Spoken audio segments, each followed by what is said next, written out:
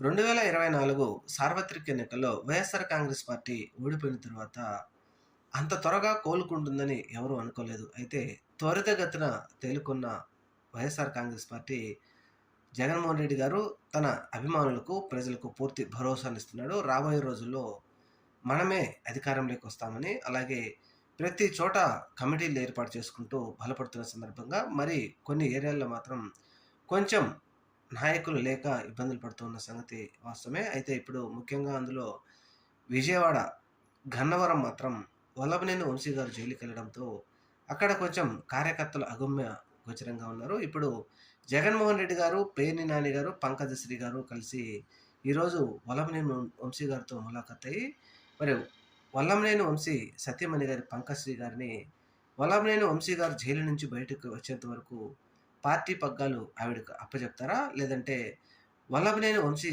ఎవరినైనా సూచిస్తే ఆ వ్యక్తికి పార్టీ పగ్గాలు అప్పజెప్తారా అనేది త్వరలో తేలనుంది.